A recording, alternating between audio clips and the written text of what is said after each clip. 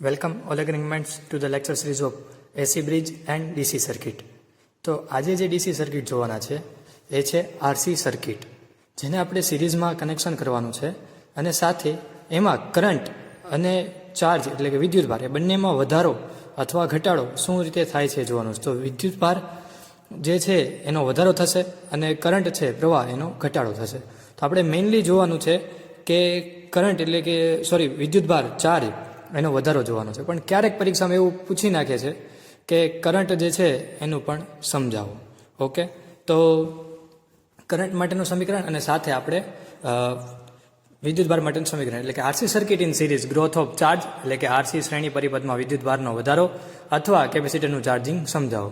તો જે આપણું કેપેસિટર અહીંયા કન્ડેન્સર છે સી, બરાબર, એ સીનું આપણે ચાર્જિંગ અથવા ચાર્જિંગ છે વિદ્યુત ભારમાં વધારો કઈ રીતે થાય છે એ સમજાવવાનું છે. ચાર્જિંગ એટલે વિદ્યુત ભારનો વધારો કઈ રીતે સમજાવવાનું છે. તો એની માટે આપણે એક સર્કિટ લીધી છે કે જે સર્કિટમાં એક કેપેસિટન્સ છે, એક રેઝિસ્ટન્સ આર છે, ઓકે, જેને બેટરી વી સાથે કનેક્ટેડ છે. Okay, so a capacitor C and a resistance R is connected to a cell of EMF V and through a key K. Okay, તો હવે આ જે કી છે જ્યારે આપણે પ્રેસ કરશું ત્યારે મોમેન્ટરી શું થશે તો કે કરંટ જે છે એ ફ્લો થશે, એટલે આરમાંથી કરંટ ફ્લો થશે કોઈ પણ સમય, એટલે આપણે એટ એની ટાઈમ ટી શું કરંટ ફ્લો થશે અથવા શું વિદ્યુત ભાર હશે એનું આપણે સમીકરણ મેળવવાનું છે. તો હવે આની માટે પહેલાં એ જોઈ લઈએ આપણે જે આના પહેલાંના આરએલ શ્રેણી પરિપથમાં વધારો ઘટાડો માટે પહેલાં શું જોયું હતું તો કે એની એક શરત જોઈ હતી કે ધારો કે શરૂઆતમાં એટલે કે પોઈન્ટ નંબર 1 શું છે તો કે શરૂઆતમાં આપણે એમ કહીએ છીએ કે કળ ખુલ્લી છે. ઓકે, એટલે કે કળ ખુલ્લી છે. શરૂઆતમાં કળ ખુલ્લી છે. પછી હવે આપણે કરીએ છીએ કેસ નંબર 1 એટલે કે ટી બરાબર 0. ટી બરાબર 0 એ આપણે એમ કહીએ છીએ કે કળ જે છે એને આપણે બંધ કરી દીધી, એટલે આપણે હવે કીને પ્રેસ કરી છે. ઓકે, તો કી પ્રેસ કરતાં એની સાથે શું થશે તો કે જ્યારે આપણે કી પ્રેસ કરીએ તો કરંટ જે છે એ આમાંથી ફ્લો થશે, બરાબર, અને એ ક્લોકવાઇઝ ડાયરેક્શનમાં હશે. અને જો આપણે બે સર્કિટ વિચારીએ અલગ અલગ, તો માનો કે સર્કિટ સી છે. ઓકે, સીની સર્કિટ છે,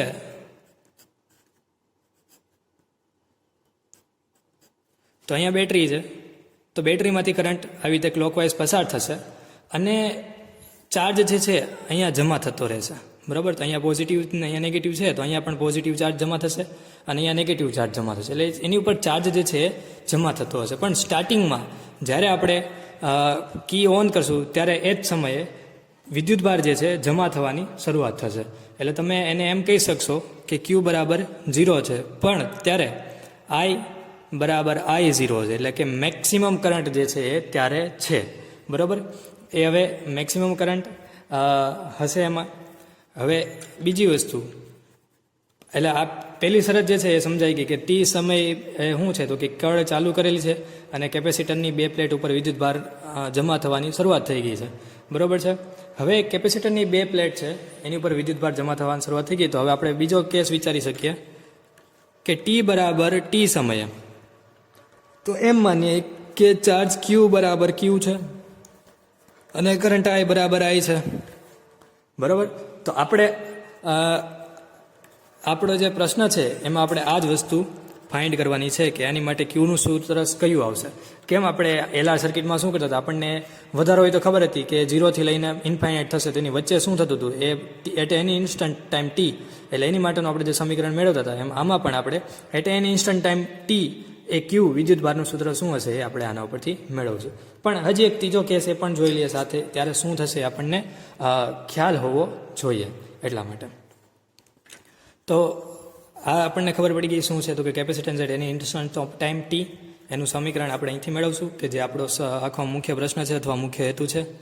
હવે ટી ઇઝ ઇન્ફાઇનાઇટ એટલે કે સમય જેમ જેમ પસાર થશે, આ કળ બંધ કરી દીધી છે, સમય જેમ જેમ પસાર થશે એમ શું થશે તો કે આ બેટરીમાં જેટલો વોલ્ટેજ હશે એટલો જ વોલ્ટેજ ચાર્જ જે છે એ ચાર્જ આમાં બધો જમા થઈ ગયો હશે. એટલે હવે આ કેપેસિટર છે એ ખુદ એક બેટરીની જેમ વધશે, એટલે એમાં કરંટ પ્રોડ્યુસ થશે અને કરંટ જે છે આનો વિરોધ કરશે. એટલે ઇન શોર્ટ કે એક સમય એવો આવશે કે કેપેસિટર જે છે ફૂલી ચાર્જ થઈ જશે, પછી એ ચાર્જ થશે નહીં, અને પછી જે છે એમાં કરંટ જે ડીકે થશે. એટલે અહીંયા તમે એમ માની શકો કે જ્યારે ટી બરાબર ઇન્ફાઇનાઇટ હોય ત્યારે ક્યુ બરાબર શું હશે તો કે Q0, કારણ કે મેક્સિમમ ચાર્જ જે છે એ સ્ટોર થઈ ગયો હશે. સમય જેમ જેમ પસાર થશે એમ મેક્સિમમ ચાર્જ સી આમાં સ્ટોર થઈ ગયો હશે. અને એની સાથે ત્યારે આઈ જે છે મિનિમમ થઈ ગયો હશે, એટલે આપણે એને અત્યારે 0 માનીએ. બરાબર, આઈ જે છે મિનિમમ થઈ ગયો હશે. બરાબર, કારણ કે અહીંયા આઈ જે છે શરૂઆતમાં બહુ વધારે હતો, કરંટ ધીમે ધીમે પસાર થઈ ગયો અને એ ઓછો થતો ગયો, અને પછી આ એક સમયે 0 થઈ ગયો. એનો મતલબ શું થયો હતો કે સર્કિટ ઓન કરતાં આ ચાર્જ જે છે પહેલાં 0 હશે અને ધીમે ધીમે વધે છે Q, અને Qથી Q0 એટલે મેક્સિમમ થાય છે. જ્યારે પ્રવાહ જે છે પહેલાં મેક્સિમમ હોય છે, પછી ધીમે ધીમે ઘટે છે અને પછી મિનિમમ થાય છે. ઓકે, તો આ ચાર્જ અને કરંટ એ બંને, એટલે વિદ્યુતભાર અને પ્રવાહ એ બંનેની આપણને ખબર પડી ગઈ. તો હવે આપણે આ ટી બરાબર ટી સમયે શું થશે એની માટેનું સમીકરણ છે એ તારવવાનું છે. તો અત્યાર સુધીમાં આપણે જે કેસમાં અત્યાર સુધી જે કર્યું એ જ રીતે કિર્ચોફનો નિયમ આપણે સર્કિટમાં લગાડીએ. ઓકે, એટલે અપ્લાઇંગ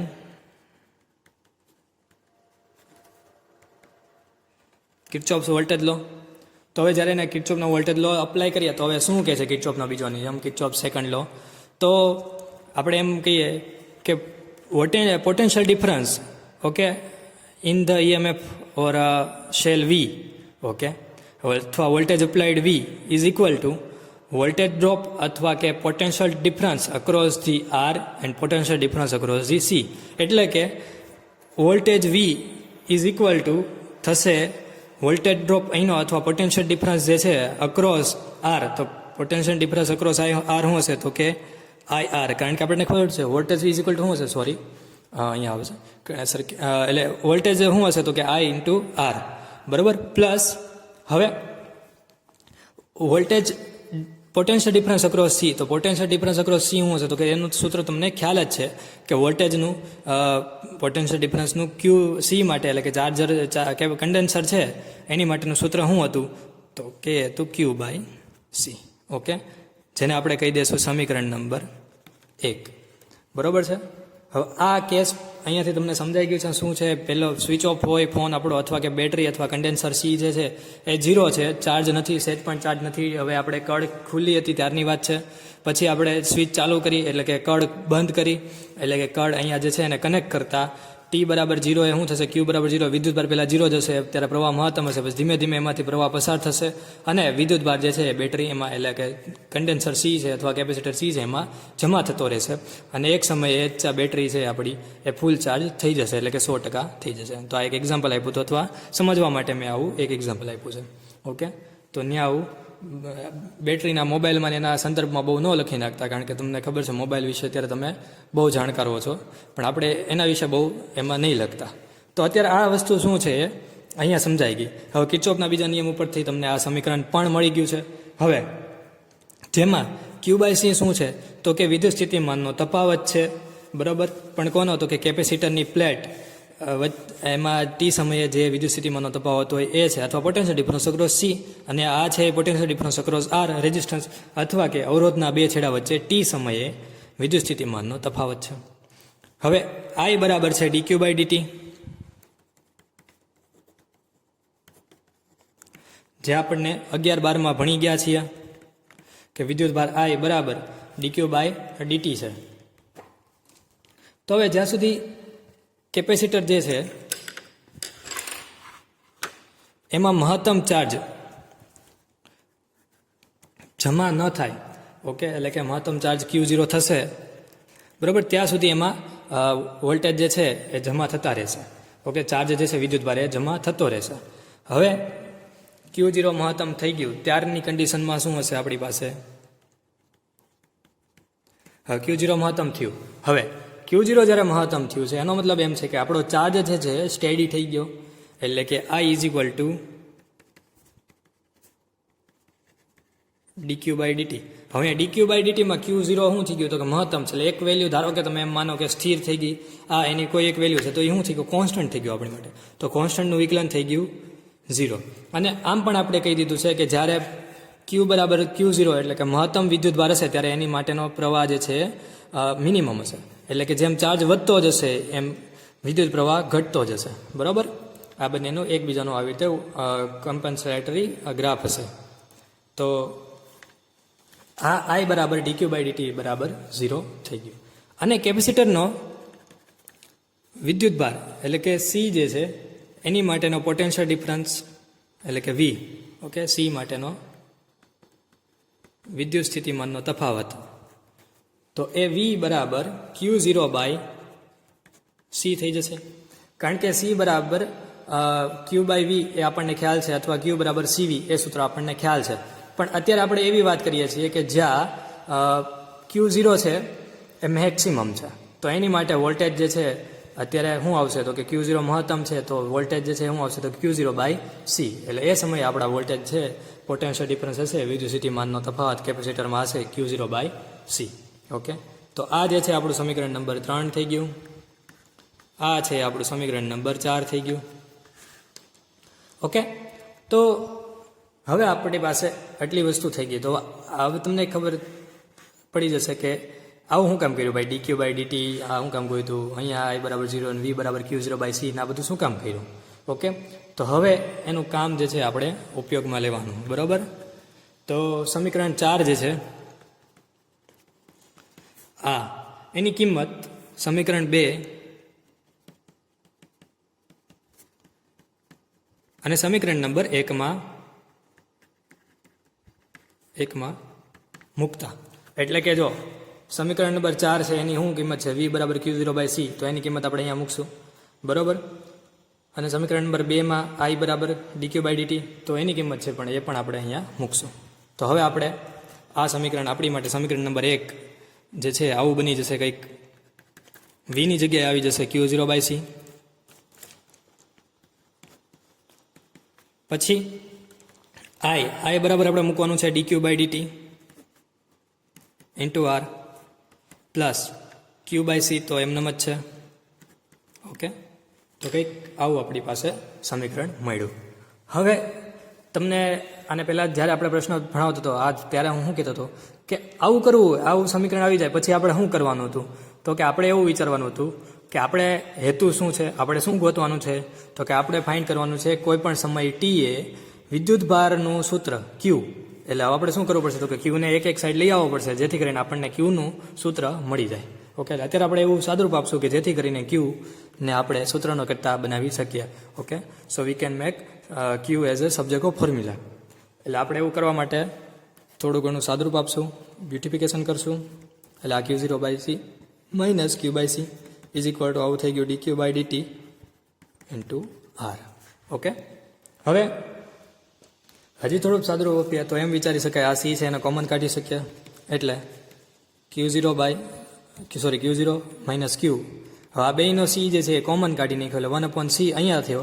હવે એ જ સી હું અહીંયા ડાયરેક્ટ લખી નાખું છું, એટલે C, okay, into R into D Q by D T, બરાબર. આવું આવી ગયું. હવે પાછું યાદ કરો શું કરતા હતા આપણે, આવું થાય જ્યારે તો કે method of separation of variable, એટલે કે આ જે વેરિયેબલ હોય ક્યુ વાળો, તો ક્યુ વાળા વેરિયેબલને એક સાઈડ લઈ આવતા હતા અને બાકીના વેરિયેબલને અલગ બીજી સાઈડ લઈ જતા હતા. એટલે શું થતું હતું આપણે, તો કે સંકલન કરીએ. હવે અહીંયા જુઓ તો આ શું છે, ડીક્યુ છે, તો હવે ડીક્યુમાંથી ક્યુ મેળવે શું કરવું પડશે, તો કે એનું સંકલન કરવું પડશે. પણ સંકલન કેમ કરવું પડે અહીંયા, બરાબર, સંકલન કેમ કરવું પડે, તો કે એને પહેલાં ક્યુને એક સાઈડ લઈ આવવો પડે, તો એનું સંકલન આપણે કરી શકીએ. ઓકે, તો આપણે એવું વિચારીએ તો આ Q0 બાય Q0 આમ આવશે, એટલે કે D Q upon Q0 minus Q, okay, is equal to C R, બરોબર, ક્યુ અને ઇન્ટુ ડીટી. સોરી, આને છે ને આપણે એવું કર્યું છે, આ સાઈડ લઈ ગયા તો આ જે છે આ સાઈડ આવી જશે, એટલે ડીટી ઉપરમાં આવી જશે અને સીઆર જે છે આ છેદમાં આવશે, એટલે કે 1/CR આવું થશે, બરાબર. હવે સંકલન આપી દઈએ, અથવા સંકલન જે છે એક બીજા પેજ ઉપર આપી દઈએ, જેથી કરીને સમજવામાં સહેલું પડે. તો સંકલન જે છે એનું સંકલન કરીએ તો એ સૂત્ર જે છે પહેલાં અહીંયા આમને લખી નાખું કે integration DQ upon Q0 minus Q is equal two integration 1/CR અથવા RC ઇન્ટુ ડીટી, બરાબર. આવું થઈ ગયું. હવે એ સમીકરણ છે એનું સંકલન કરી નાખ્યું, એટલે બંને બાજુ સંકલન કરતા એવું ઉપર લખી નાખવાનું, બરાબર, અથવા ઇન્ટિગ્રેટિંગ બોથ સાઈડ, પછી આવું લખવાનું. ડાયરેક્ટ આપણે ચાલુ નહીં કરતા, અહીંયા જેમ મેં હું છે ને ક્યાંય લાઈન નહીં લખતો હોય, મતલબ જે સેન્ટેન્સ આવતો હોય હું તમને સમજાવતો હોઈશ પણ એ લખતો નહીં જતો, એટલે તમારે ત્યારે લખવાનું. પછી તમારે એમ ડાયરેક્ટ મેથ્સ જ ન લાગવું જોઈએ એકલું, સાથે આપણે ફિઝિક્સ થાય છે એવું પણ લાગવું જોઈએ, બરાબર. એટલે આ થઈ ગયું. હવે આનું સંકલન કરશું તો તમને યાદ હશે કે આવું જ એક સંકલન આપણે ક્યાંક કરી ગયા છીએ, અને જેમ આપણે સૂત્ર શું કીધું હતું તો કે ઇન્ટિગ્રેશન 1/a-x ઇન્ટુ dx એનું ઇન્ટિગ્રેશન થતું હતું ln a-x. તો હવે આનું ઇન્ટિગ્રેશન શું થશે તો કે આ a-x જ છે, તો આનું ઇન્ટિગ્રેશન શું થશે કે ln a-x, એટલે અહીંયા થશે ln a-x, એટલે કે q0 - q, એટલે આનું ડાયરેક્ટ ln થઈ ગયું, બરાબર. પણ એ થશે માઇનસ, કારણ કે સૂત્ર જ છે માઇનસ ln a-x, બરાબર. હવે is equal two 1/CR. 1/CR, CR શું છે? કોન્સ્ટન્ટ છે, અચળાંક છે, બહાર કાઢી લઈએ, સંકલનની બહાર કાઢી લઈએ, કાઉન્સ એટલે ઇન્ટિગ્રેશન ડીટીનું ઇન્ટિગ્રેશન થશે ટી, બરાબર. હવે ટી પ્લસ ભૂલવાનું નહીં શું? સંકલન અચળાંક. તો આપણે દર વખતે સી આપતા હતા, આ વખતે સી નહીં આપીએ. શું કામ? કારણ કે આપણી પાસે ઓલરેડી અહીંયા C/R છે, તો એને આની સાથે કન્ફ્યુઝન ન થાય એટલે આપણે એને નવો અચળાંક આપશું કે, બરાબર. તમે ગમે એ અચળાંક આપી શકો છો, એનો કોઈ મતલબ નથી, પણ અહીંયા સી કેપેસિટન્સ ઓલરેડી આમાં છે સમીકરણમાં, એટલે એ આપણે એની સાથે કન્ફ્યુઝ ન થઈએ એટલા માટે અહીંયા કે આપેલો છે. હવે સાદુરૂપ આપી દીધું.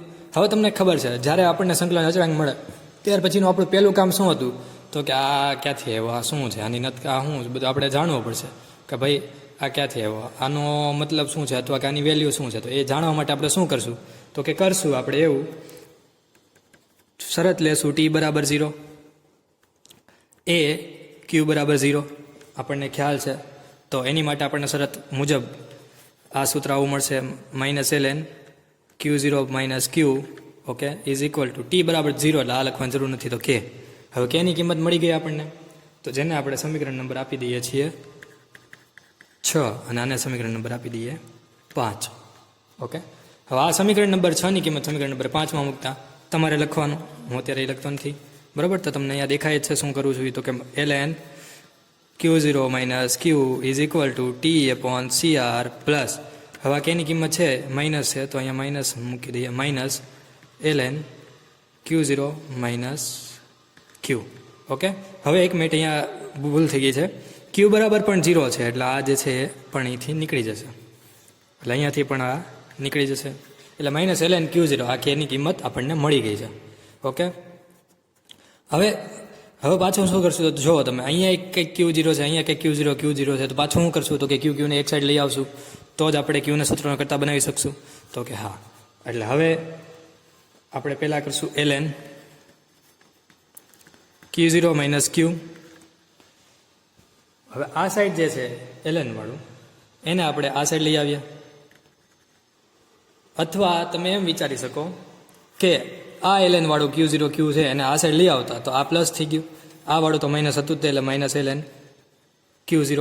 પણ હવે આ જે જમણી બાજુ t/CR હતું એને આપણે ડાબી બાજુ લઈ આવ્યા, ઓકે. તો એ થઈ ગયું -t/CR, બરાબર. શું કર્યું, આ t/CR ને આપણે ડાબી બાજુ લઈ આવ્યા, અને આ જે છે એને આપણે જમણી બાજુ લઈ આવ્યા, એટલે આ માઇનસ તો હતું તે આ માઇનસ વાળું આ સાઈડ આવે પ્લસ થઈ ગયું, ને આ પ્લસ વાળું આ સાઈડ આવ્યું એટલે માઇનસ થઈ ગયું, બરાબર.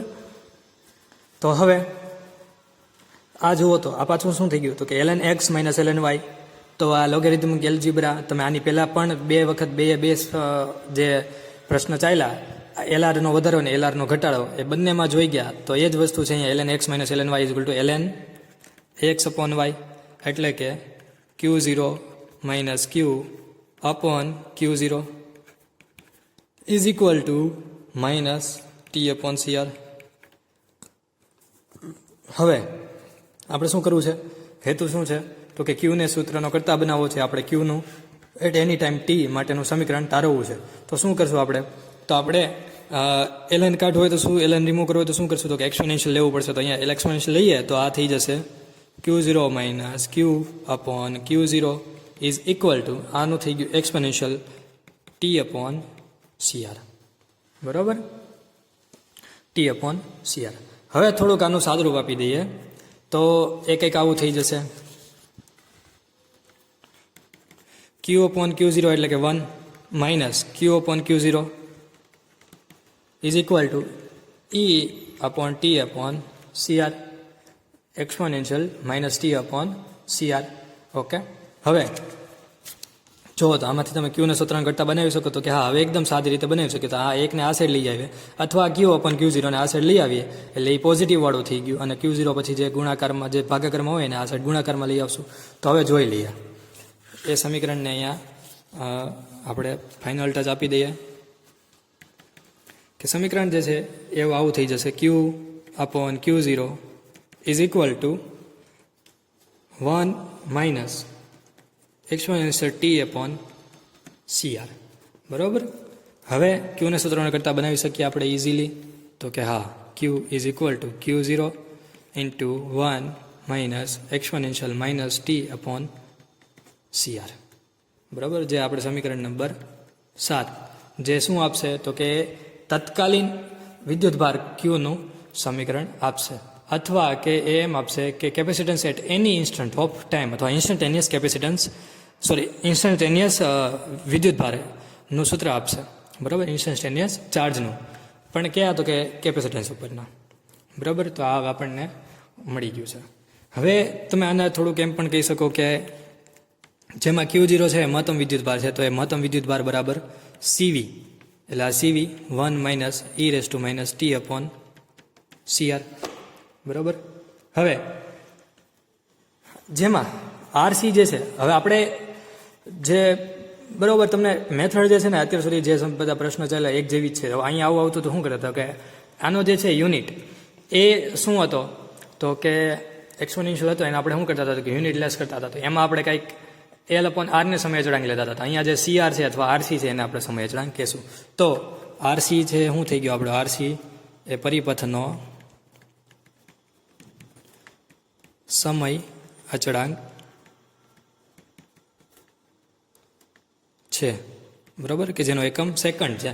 અને હવે તમને એમ થતું હોય તો ખાલી એક્સ્ટ્રા તમને કહી દઉં કે શું છે તો કે R અને C છે એ ટાઈમ ટીમાં કન્વર્ટ કઈ રીતે થઈ શકશે તો કે ટાઈમ ટી તમારે જોવું હોય એ તો કઈ રીતે આપશો તો કે તમે R જે છે એનો ડાયમેન્શન છે એ બધા છે M એટલે કે 1 L2 A-2 અને T -3 into C is equal two એનું ડાયમેન્શન છે જે તમે 11-12માં મેળવી ગયા હતા -1 Lનું -2 એનું +2 અને Tનું +4.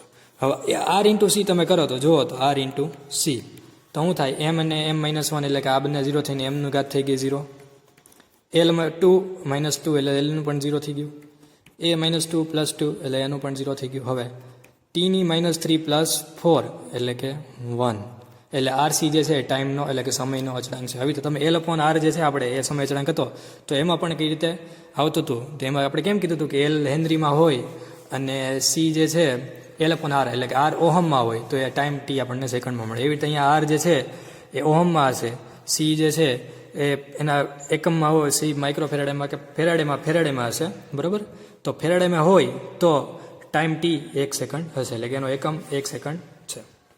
એટલે હવે સમીકરણમાં આની કિંમત 1 મૂકી દઈએ, RC જે છે 1 કિંમત મૂકી દઈએ એટલે કે આ થઈ ગયું આપણું Q is equal to Q0 1 minus અહીંયા મૂકી દેવાનું છે 1. બરાબર, એટલે E રેઝ ટુ -1.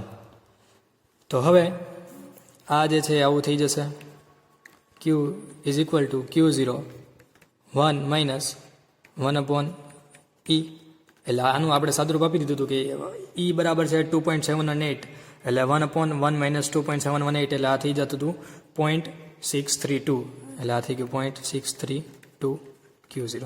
તો તમને આ શું આપી દીધું તો કે આ સમય અચળાંક Q0નું તમને સમીકરણ મળી ગયું. તો આના ઉપર તમારે જો સમય અચળાંક Q0ની વ્યાખ્યા કેવી હોય તો તમે શું કહી શકશો તો કે કેપેસિટર C જે છે એને મહત્તમ વિદ્યુતભાર Q0 કરતાં 0.632 ગણું એટલે કે આમ તો આપણે 63% કહી શકીએ એટલે 0.632 ગણું વિદ્યુતભારિત થવા માટે લાગતો સમય એ RC શ્રેણી પરિપથનો સમય અચળાંક કહેવાય છે. બરાબર, તો આપણો સમય અચળાંકની વ્યાખ્યા થઈ ગઈ.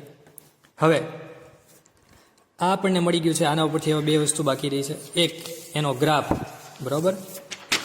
અને બીજું કે વિદ્યુતભાર આઈ જે છે એ કઈ રીતે કરવું, તો એનું તમને બુકમાં નથી આપેલું, તો આપણે જોઈ લઈએ કે એનું આપણે આઈ છે એ કઈ રીતે મેળવવું. જો આઈ મેળવવું હોય તો શું કરવું પડે, તો કે પહેલાં સૂત્ર આપણને મળ્યું શું, Q is equal to Q0 1 minus e−t/CR. હવે શું કરશું આનું, તમને યાદ છે આઈ મેળવવું હોય તો શું કરવું પડે, તો આઈ ઇઝ ઇક્વલ ટુ dq/dt. તો આપણે આ સમીકરણનું વિકલન કરશું એટલે આખાનું સમીકરણ વિકલન કરીએ એટલે આ થઈ ગયું dq/dt. હવે અહીંયા થયું, આને હજી સાદુરૂપ આપી દઈએ થોડુંક, એટલે આ જે છે સમીકરણ આવી રીતે બની જશે Q0 માઇનસ Q0 e−t/CR. બરાબર. હવે એમાંથી તમને એમ કહું Q0 એનું વિકલન શું થાય, તો કે Q0 શું છે, મહત્તમ કિંમત છે, એટલે કે એક સ્ટેડી કિંમત છે, તો એનું સંકલન એટલે અચળાંક છે તો અચળાંકનું સંકલન શું થાય 0 માઇનસ. હવે શું વધ્યું, તો કે Q0 ઇન્ટુ આનું વિકલન એટલે કે e−t/CR અને ઇન્ટુ -t/CR છે એનું વિકલન થશે એટલે કે -1/CR, આવું એનું વિકલન થાય. બરાબર. હવે માઇનસ માઇનસ પ્લસ થઈ ગયું એટલે આ થઈ ગયું આપણો plus Q0 okay upon CR into e−t/CR is equal two અહીંયા dq/dt. હવે dq/dt બરાબર શું છે, તો કે dq/dt બરાબર I, એટલે કે આપણો વિદ્યુતભાર કે જે આપણે જેનું સમીકરણ મેળવવું હતું, સોરી વિદ્યુતભારની પ્રવાહ કરંટ I, ઓકે, કે જેનું આપણે સમીકરણ મેળવવું હતું. હવે આ Q0 એના છેદમાં RC છે. હવે એમાંથી આપણને ખબર છે કે C બરાબર છે Q0/V, એટલે એની કિંમત મૂકી દઈએ Q0/V, એટલે કે V છે અહીંયા ઉપર આવી જશે ને ઇન્ટુ R. બરાબર. અને e−t/RC, એટલે હવે Q0 કેન્સલ થતા આ બની જશે V/R e−t/RC. હવે જુઓ તો તમે V/R શું છે, તો કે V/R જે છે એ તમે એમ કહી શકો છો કે મહત્તમ પ્રવાહ એટલે કે I0 છે, એટલે I0 ઇન્ટુ e−t/RC. બરાબર. તો આ આપણું સમીકરણ થઈ ગયું પ્રવાહ માટેનું. ઓકે. હવે આ આપણને મળ્યું. હવે આપણે એક માત્ર છેલ્લી વસ્તુ બાકી રહી છે કે જે છે આપણો ગ્રાફ. હવે આમાં પણ હજી 1-2 મિનિટ જોઈ લઈએ, થોડું ઘણું સાદુરૂપ આપે અને મતલબ કે આ સાચું મળ્યું છે કે નહીં. તો આપણે શું કીધું હતું કે at t is equal to 0, બરાબર, I બરાબર I0 એ આપણને ખ્યાલ છે. હવે બીજી આપણે એમ કીધું હતું કે ભાઈ t is equal two infinite, એટલે કે મહત્તમ સમયે I બરાબર I0, પણ કઈ રીતે, તો કે અહીંયા કિંમત મૂકી દઈએ તો I is equal two I0 e−1 અહીંયા ઇન્ફાઇનાઇટ, એટલે ટીની જ કિંમત ઇન્ફાઇનાઇટ, એટલે કે આ થઈ ગયું -∞. એટલે હવે આને તમે આમ લખી શકો I0 અપોન e∞, કારણ કે e∞ છે એટલે તમે 1/e∞ લખી શકો. હવે 1/∞ થઈ ગયું કારણ કે e∞ is equal two infinite, એટલે 1/∞ Y0. હવે 1/∞ શું છે, તો કે 0, એટલે તમે કહી શકો ત્યારે I બરાબર શું આવશે 0, એટલે મિનિમમ પ્રવાહ આવશે. બરાબર. એટલે I બરાબર અહીંયા મિનિમમ પ્રવાહ 0 હશે. બરાબર. તો આ વસ્તુ આપણે અહીંયા સાબિત કરી નાખી, જોઈ લીધું. હવે એના ઉપરથી એક છેલ્લું માત્ર નાનો એવો ગ્રાફ જે આપણે અત્યાર સુધી કર્યું છે એ જ છે, પણ હવે તમને અંદાજો આવી જશે કે ગ્રાફ કઈ રીતે દોરવો અને શું આવશે એ પણ તમને ખબર પડી ગઈ છે. તો અહીંયા ધારો કે વિદ્યુતભાર Qનો ગ્રાફ હોય, એના વર્સિસ ટાઈમ T, એટલે કે સમયનો ગ્રાફ હોય, તો આ જે છે મહત્તમ તમારી કિંમત છે Q0, મહત્તમ વિદ્યુતભારની કિંમત Q0 is equal two CV. Okay. તો આમાં શું થશે, એટ એ ટાઈમ 0, એટલે કે જ્યારે 0 સમયે વિદ્યુતભાર શું હતો, આપણે શું કીધું હતું, તો કે ભાઈ ત્યારે વિદ્યુતભાર હશે 0. પછી શું થશે કે ધીમે ધીમે જેમ જેમ સમય પસાર થશે એમ એમ શું થશે, તો કે વિદ્યુતભાર વધતો થશે, એટલે કે ચાર્જિંગ થતું જશે. તો હવે તમારે કોઈ એક સમય, એટલે ધારો કે મારે આ સમય છે ભાઈ T is equal two T, તો એનું મારે સૂત્ર કરવું હોય. ઓકે. એટલે કે અત્યારે હું જસ્ટ કહું છું T ઇઝ ઇક્વલ T, પણ ત્યાં કોઈ પણ કિંમત આપણે મૂકી શકીએ. કેમ T બરાબર 0 મૂક્યું, T બરાબર ઇન્ફાઇનાઇટ મૂક્યું, એમ કોઈ પણ કિંમત મૂકી શકીએ. તો એનું માટેનું સૂત્ર શું મળ્યું, તો કે Q is equal to Q0 1 - e⁻t/CR. Okay. તો આ આપણું સમીકરણ હતું. તો જેમાં અગત્યનું સમીકરણ હતું આ. પણ જો એડવાન્સમાં પૂછવું હોય કે વિદ્યુત ભાર છે એવી રીતે તમને એમ પૂછવું હોય કે પ્રવાહનું પણ મેળવો, તો તમે આ સમીકરણ તારવવાનું થશે. અને મોસ્ટલી પૂછે છે તમને આવી રીતે વિદ્યુતભારનું સૂત્ર સાથે ગ્રાફ દોરીને સમજાવવાનું. Okay. Thank you so much.